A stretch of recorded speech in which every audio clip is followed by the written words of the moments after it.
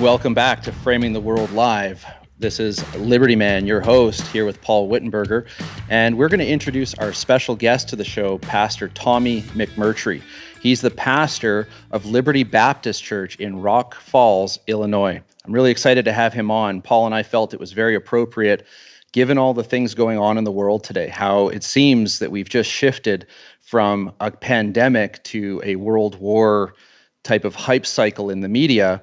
And with all this fear going on, we wanted to have Pastor McMurtry on to just talk about what's going on from a spiritual perspective, from a biblical perspective, and also talk about why are the churches seemingly missing in action during this time when I think many people out there start to question things and start to really ponder things beyond this life, this broken world that we're in. So Pastor McMurtry, thank you very much for being with us today.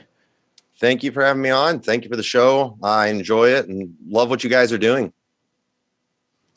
Well, thank you very much. And Pastor McMurtry was also he interviewed with Paul for COVID Land, and you'll see him in the first couple episodes. At the end, he gives a message at the very end of the credits. You will see him feature in episode 4.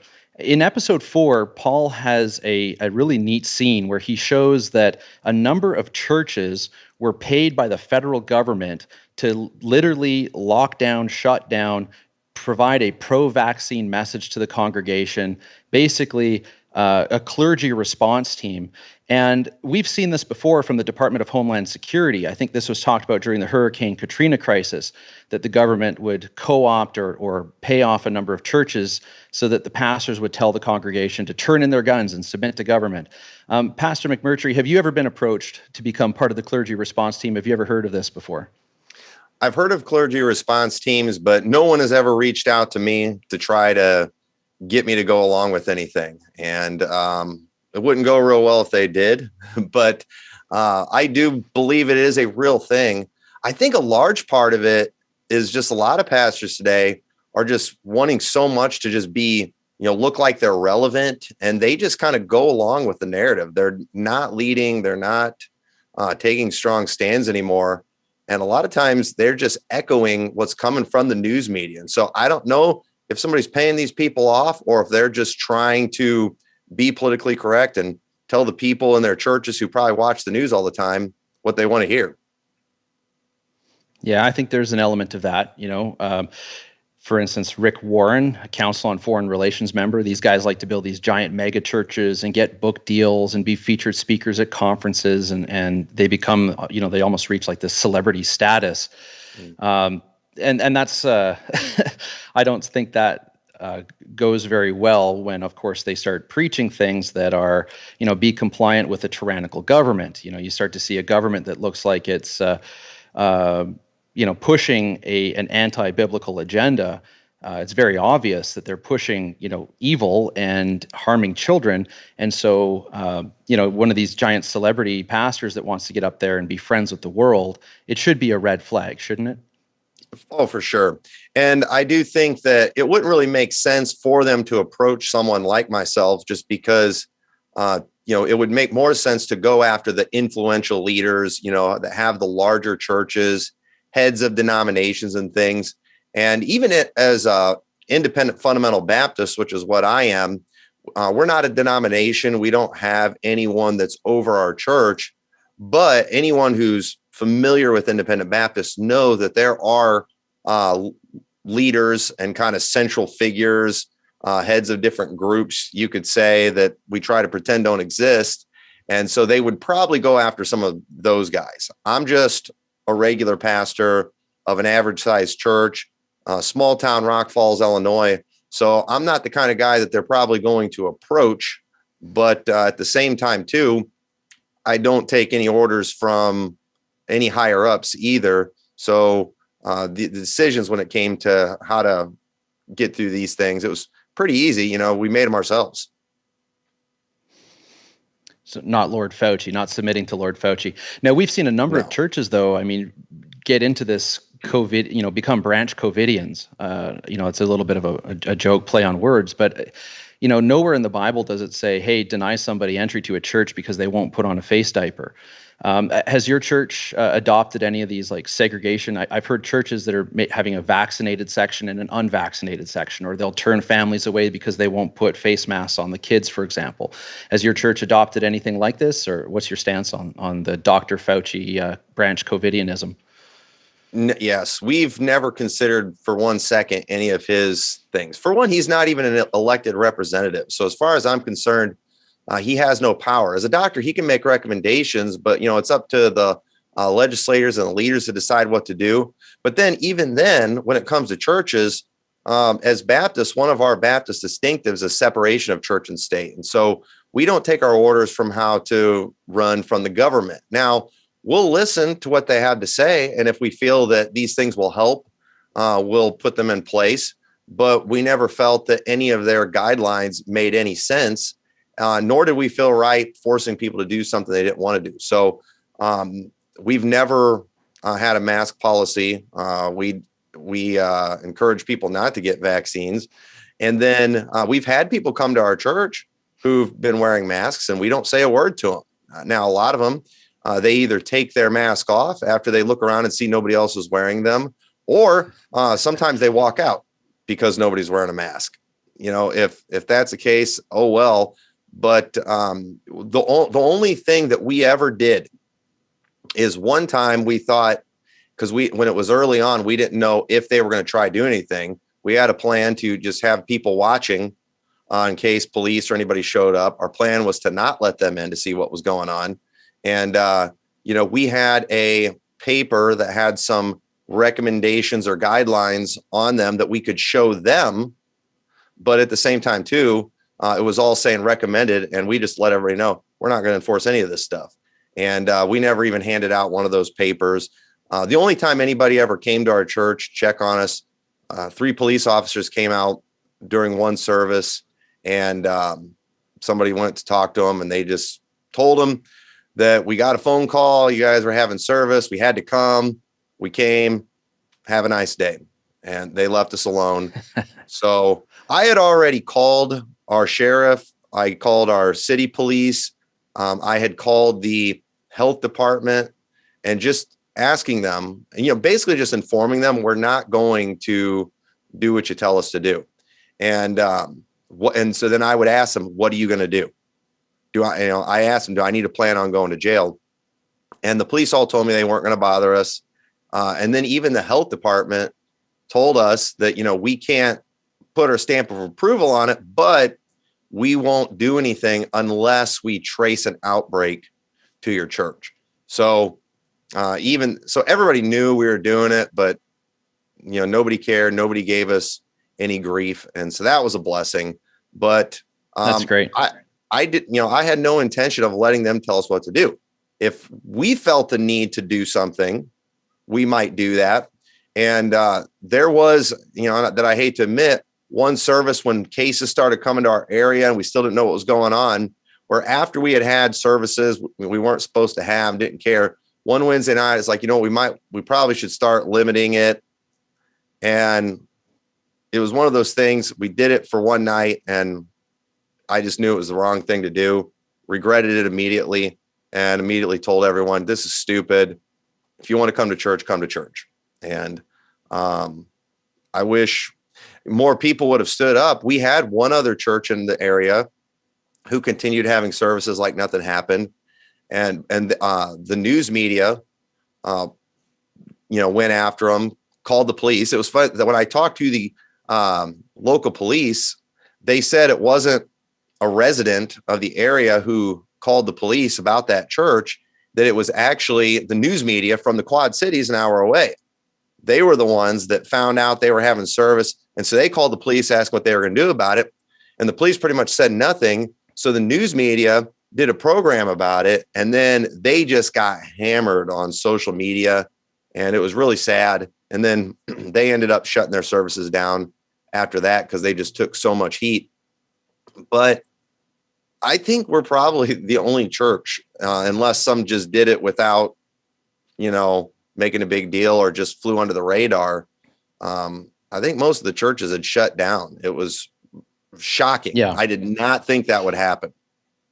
I didn't think it would happen either. And churches that, in some cases, that you figured would submit and shut down, they were very vocal and refused. And then other ones you figured would be the real firebrands that would have taken a stand, they capitulated and shut down and put on the masks and everything else and limited services and what have you. Now, it kind of brings me to I'll shift gears.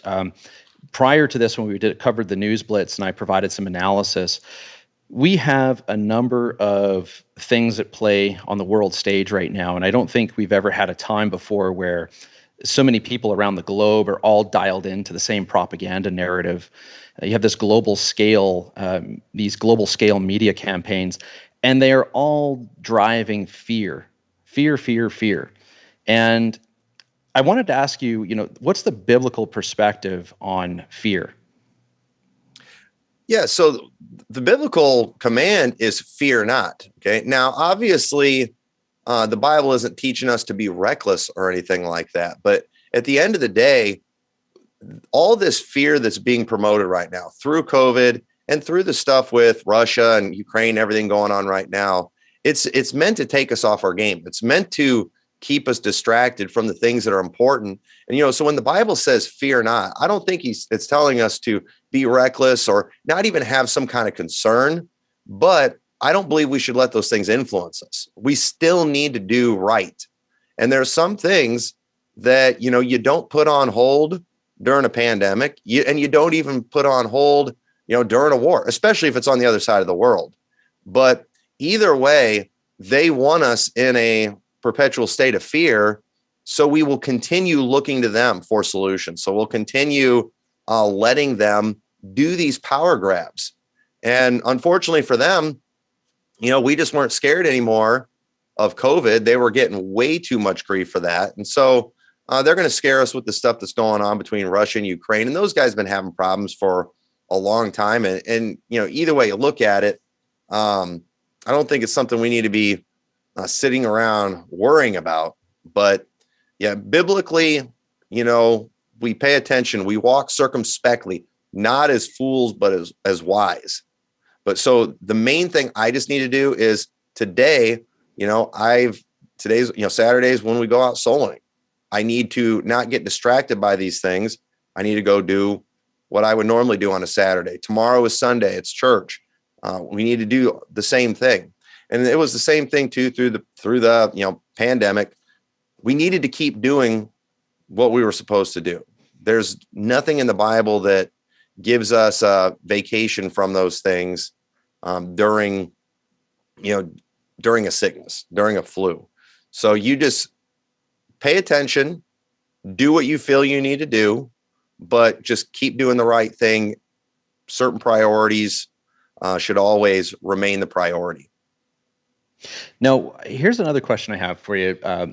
For Christians out there that, and let's say non-Christians too, but people that see, oh, wow, this looks like it's this big tyrannical world government. It looks like they're going to roll out a mark of the beast system. Without this, this social credit score, without this digital ID, you're not going to buy or sell. But, hey, this has all been foretold. And so, eat, drink, and be merry kind of attitude. I'm sure you've bumped into that many times before. I have in my circles.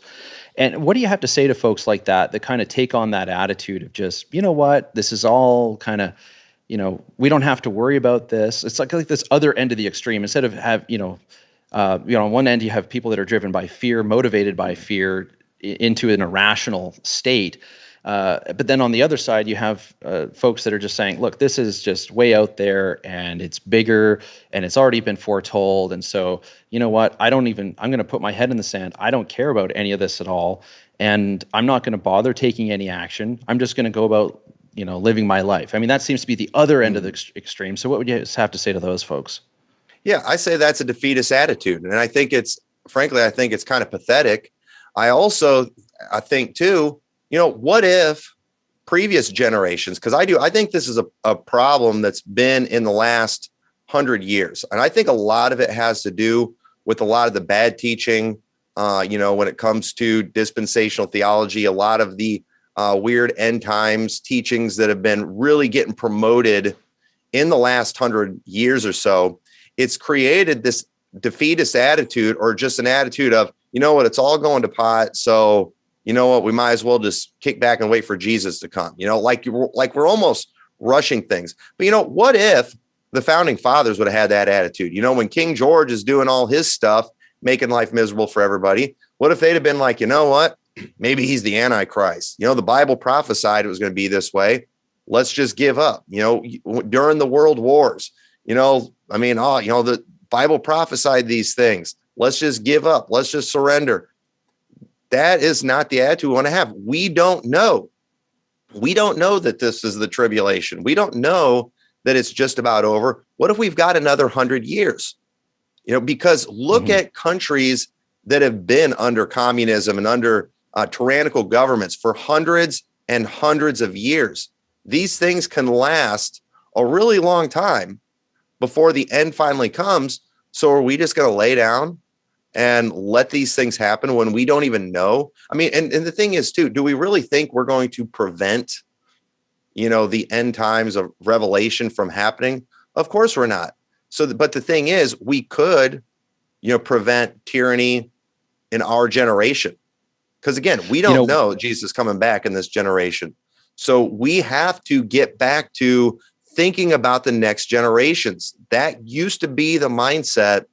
And the last couple of generations, that's changed. And it's all heading to the Antichrist. Just let it happen. No, I want to be standing against it. Yeah, and I think like you want to look back and say, well, even to your progeny, what kind of legacy did you leave behind? Not that it's this ego-driven thing, but you want to be able to look them in the eye when you're an older man and say, hey, I did some good things. I cared about you guys. I thought about it recently as, let's say you're going to die at 80 years old, right? You could die an 80-year-old man with your wits still intact, in good health, and have been, pretty nimble and on your feet and going places and doing things for your 60s and 70s all the way up to your death. Or you could die at 80 years old, 350 pounds, have had the last 20 years dealing with, diabetes and heart conditions and all the rest, right? So it's, how do you want to cross that finish line is kind of how I've thought about it recently. And I think that, there's this interesting dichotomy, of course, where you've got this, there's free will and then there's predestiny as well. And I think it's sometimes, you could say, well, those things are fundamentally in conflict with each other.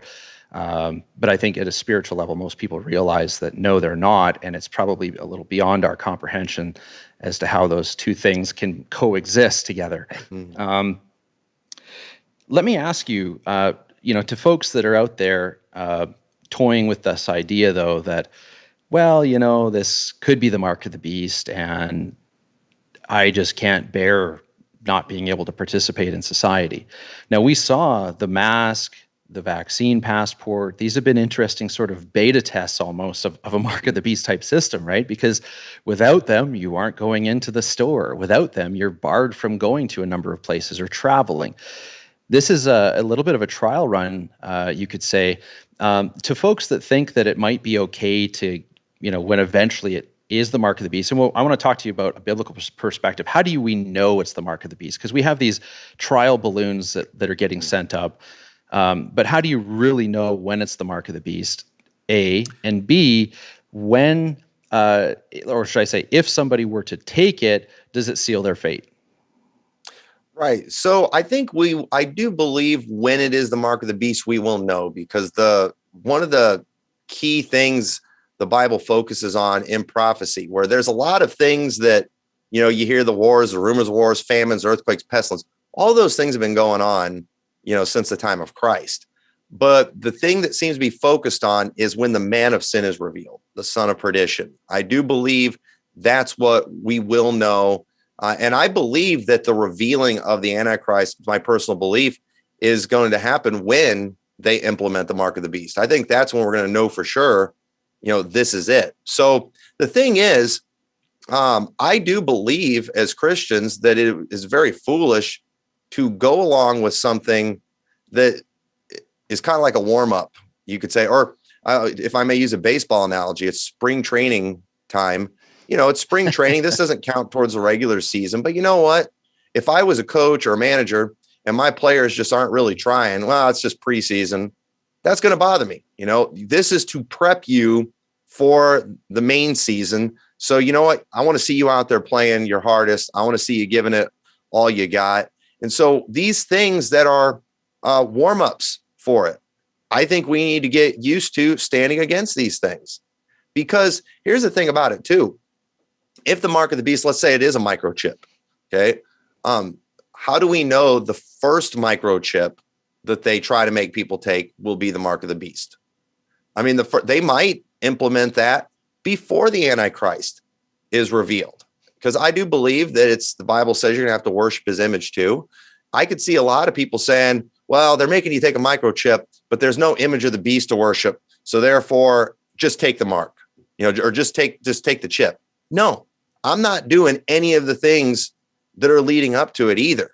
And at the end of the day too, there's a lot of stuff in Revelation that's symbolic. How do we know that, worshiping the beast isn't just symbolic of just, conforming to the system and just bowing to the powers that be and just, we're not worshiping them in the sense that we're bowing before them and praying, but when we're doing every little thing they say, when we're doing their weird little COVID rituals, where we, walk to our table with a mask, sit at the table and take it off, when we are doing all these things that don't make any sense, how is that not worshiping, the system, so either way, I don't think this is it. I don't think this is the mark of the beast, but we are being conditioned. There's no doubt about it.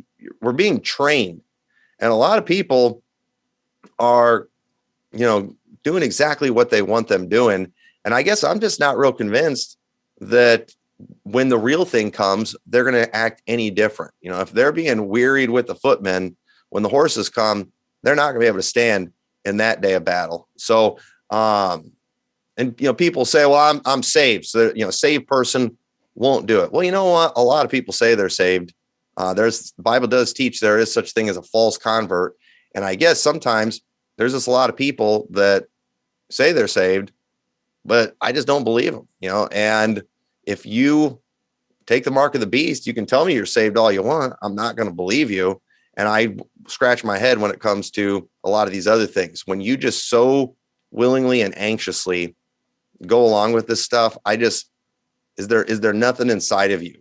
Not even just the Holy Spirit, manhood, you have no patriotism at all, no love for country, that you're okay with this. It's really sad. And it's been disappointing the last couple of years seeing what we've seen. Well, and this funny business too of, we all want things to go back to normal, but we all keep participating in the new normal, not realizing that, I think many people don't realize that the more you participate in the new normal, the less likely you are to have an old normal. Mm-hmm. And all it takes is for you to just live the old normal and it'll be there. If enough people do it, obviously. Mm-hmm.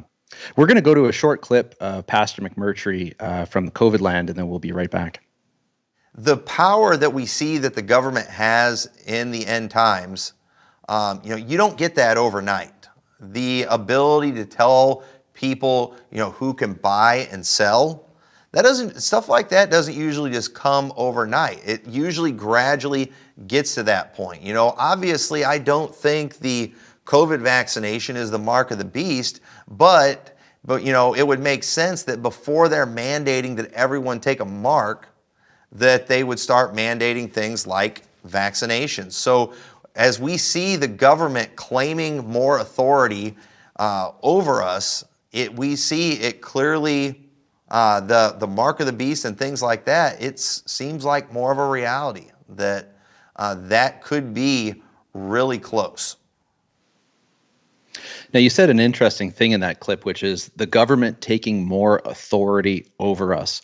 Now, we've seen so many clips floating around the internet of Klaus Schwab and his many minions that are these World Economic Forum Davos men.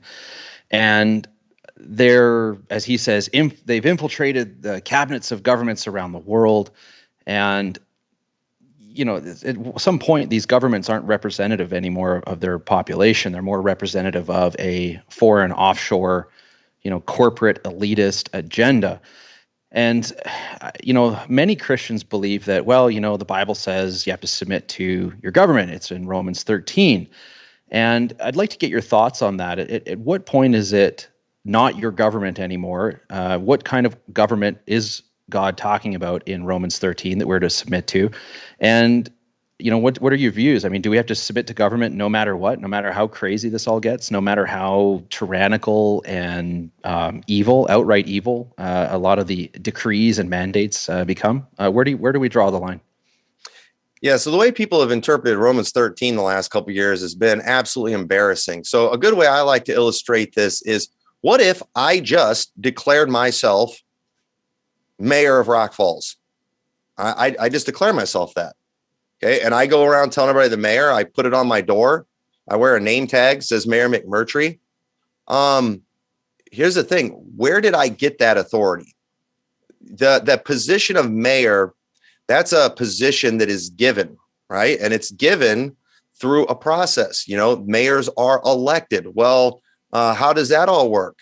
You've got city ordinances, you have constitutions, you have all these things that create these positions, and those positions come with certain powers. And so the thing is, when a person takes on that, when they legitimately get a power, they or a position or a title, they need to understand that their authority is limited to whatever that document, constitution, city charter, whatever it gave to them.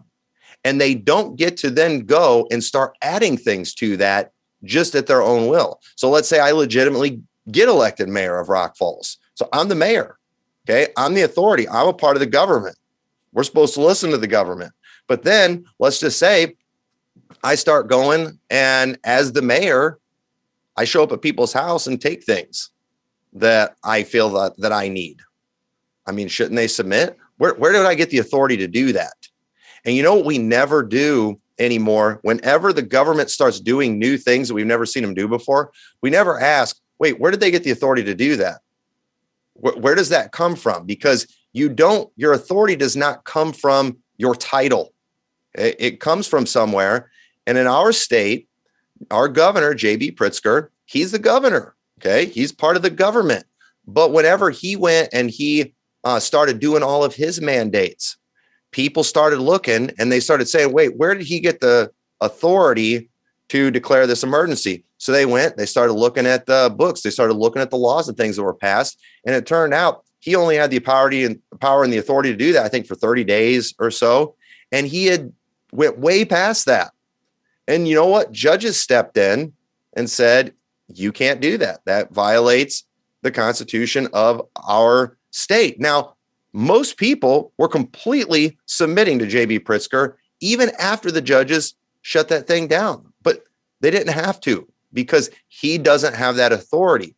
And so what people do, they'll go to the Bible where it's talking about God-ordained government, where government is doing things that God ordained them to do. And yes, we should submit to those things, but they don't get to add new authority and new power. And that's what we've been seeing go on, where the government is telling churches to, when they can open. I need to see the legislation that shows where they can do that. I mean, I thought we had the right to peaceably assemble. I thought that got established a long time ago. Freedom of speech, freedom of religion. I thought we had all these things. And so my question is, why was nobody even questioning whether or not they had the authority to do that? Yes, the president has a title, but his authority is limited.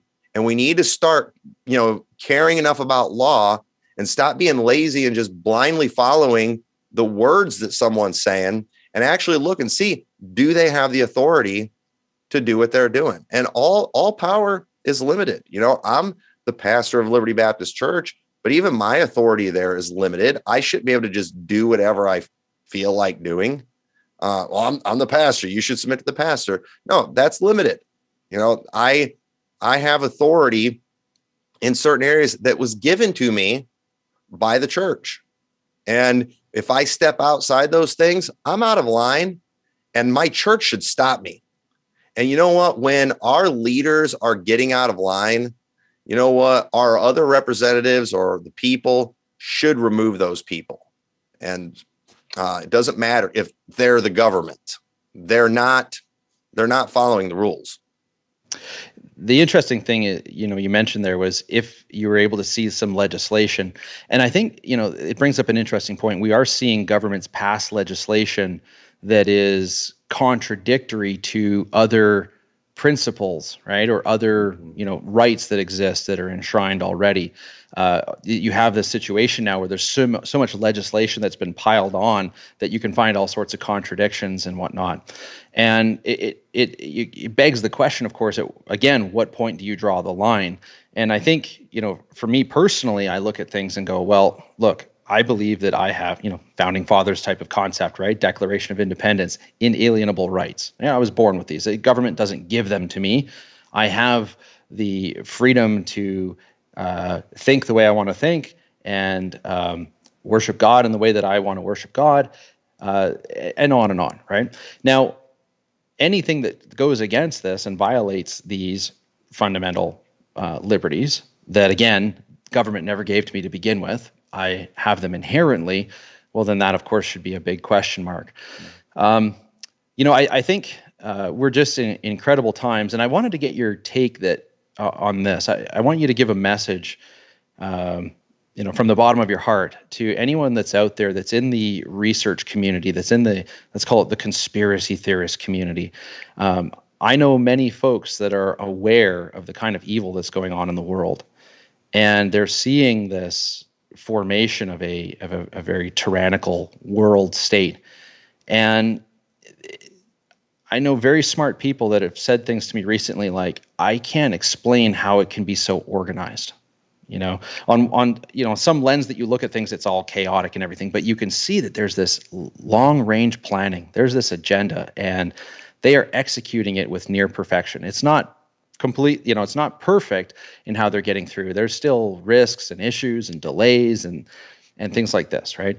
But by and large, they are hitting the check boxes. They're getting things implemented that they want to get implemented. They're molding society. And folks that are not saved can look at this and go, this is just really evil what's going on, the way that kids are being brainwashed, and in schools, of course, being taught things like critical race theory or being brought into, rainbow people mindset. These sorts of things can only be, when you put them all together and you look at it, you're like, this is a really broken existence. This is a very broken world. And these folks that I'm talking about that I have in my mind, they're very intellectual. They're very well read, very well researched. And there's a stumbling block there in terms of accepting that, the full reality, the real red pill, I believe, is understanding that God exists, God created you, and you becoming saved and transcending, passing this test and joining God in heaven is through belief and faith in Jesus Christ. And that business there, I think a lot of folks have a hard time with it. And there's so much propaganda. Winston Churchill once said that the truth must be guarded by a body of lies. And when I heard that the first time, I thought, man, I bet you that's how Satan probably views, Jesus. Like I got to have a bunch of spin-offs. Roman Catholicism is a great example. But there are many others where there's all these variations. And I think a lot of folks see that and they go, it turns them off. Or they've bumped into some of these variations and these spin-offs or these deceptive kind of variants of the truth. And it's really caused them to say, you know what, I can't make heads or tails of this, and it seems like a bunch of gobbledygook, and so I'm checking out of this. I'm not going to go into it. I know that's a long-winded way of phrasing the question, but I wanted to get your take. For people that are really intellectual, really well read, and they feel like, on one hand, they recognize there's this evil system, and that kind of has them questioning and shaken. But then there's also this other side which says, I dismiss this stuff. Right. Yeah. Well, I think the best way to put it, the Bible talks about, we wrestle not against flesh and blood, but principalities, powers. It talks about spiritual wickedness in high places. And so the thing is that we have to recognize the spiritual aspect of things. And sadly, most of our world today, they're not thinking about the spiritual. And even if they're not thinking about it, and even if they don't believe in it, it doesn't mean they're not affected by it. And so there is the spirit of truth that comes through Jesus Christ, that comes from the Holy Spirit. When you have the Holy Spirit, he will guide you into all truth. And so the thing is, when you reject that, you're wide open to the spirit of error. And see, here's one of the things too that even saved people need to understand is that when it comes to these things, if you have the Holy Spirit, he'll guide you into all truth. But if you're walking in the flesh, you will fulfill the desires of the flesh. And you know what? All of us want to be liked. We don't want to fight, these battles. We don't want to be a bad guy and have people thinking negatively of us. So the thing is, the way they present these things, they make it look good. And even if it doesn't really look good, they make you feel really bad if you don't go along with it. When I started my church, we had several elderly people in our church who, I had preached against, LGBT and stuff. And they were like so encouraged because they hadn't heard any preaching on that. And they had very negative feelings towards all that, but had kind of felt bad about it because, they were being told all the time on the news that they were watching all the time that you're a terrible person. And so, even if you're saved, we can get in the flesh and want to be liked and want to just go along with things. But that's a spiritual problem right there. And so that's what's happening with most of the world today. They're making it easy to just go along, and unfortunately, they're hiding from the truth because the truth is ugly. The Bible talks about how men love darkness rather than light because their deeds were evil. And the thing is, when you recognize what's going on and just how bad it is, you can't in good conscience just sit back and go along, and not say anything and not fight it. You can't do that in good conscience. And so I think what people just need to do is be honest with themselves, and they're going to see things for what they are. You cannot, be a critical thinker and think that what's gone on the last couple of years of these lockdowns and masks and forced vaccination, there's no way you can think it's a good thing. I think if you are promoting these things, I just think you've bought into the, news media narrative, and you're just trying to fit in. And we need more people that are going to go against the flow, but it's hard. It's easy to do what everybody else does. Well, Pastor McMurtry, I really thank you for coming on the show, and I hope we can have you on again as a guest and dive into some of these topics in more detail. And I'm sure other topics will show up along the way as the crazy things happen. It'd be great to get your take as other things unfold. Before we close out with another clip from COVID land, I'd like you to just tell folks how they can get in touch with you, how they can, does your church have a website? Where's your church located exactly? And can people from anywhere around the world, do they have a way to get in touch with you, either, social media or anything like that? Yeah. So I'm on, our website is givemelibertybaptist.com. I've been talking about Giving Me Liberty way before this stuff in the last couple of years. Our YouTube channel is youtube.com/Give Me Liberty Baptist. If you search Liberty Baptist, it'll pop up. I'm on Twitter, Tommy McMurtry 2, I think is what it is. I'm on Facebook, Instagram. So I think I'm pretty easy to find. And on my email, lbcofrockfalls@gmail.com. And yeah, glad to get in touch and watch videos. Most of my stuff is of course centered more around the Bible, but every once in a while I get a little political and like to talk about that stuff too. And so if you're ever in our area, we'd love to have you come to our church, and I can promise you won't be hassled to wear a mask if you come here, and you won't even have to look at the goofy signs. A lot of churches, they don't make you put on a mask, but you wouldn't know it from looking at their doors and stuff. They got signs all over the place. We've not done any of that.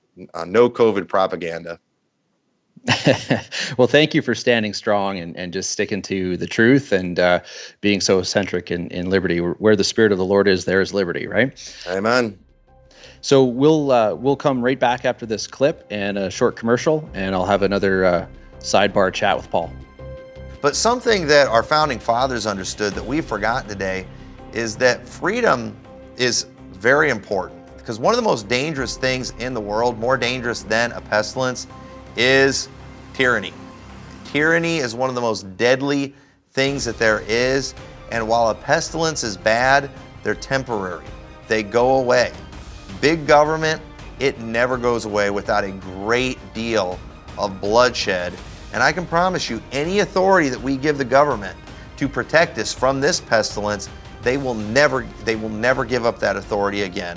They will use it after COVID is come and gone, and they will use it every time there's any type of new scare. Because we've proven now that we can be scared into giving up our liberties. We didn't do it with the swine flu and Ebola and all the other things that came along, but we did with this one. And if you think this is the last time that they're going to use a disease like this to seize control, you're crazy. It will happen again, and it will probably happen again very soon. Thank you for listening to Framing the World Live. Please subscribe to the COVIDland channel on band.video so you can get notified whenever new episodes go up. You can follow Liberty Man on Twitter @ManiacLiberty to suggest guests and topics for future shows. Also, make sure to subscribe to us on Rockfin to see Framing the World's entire archive and more exclusive content.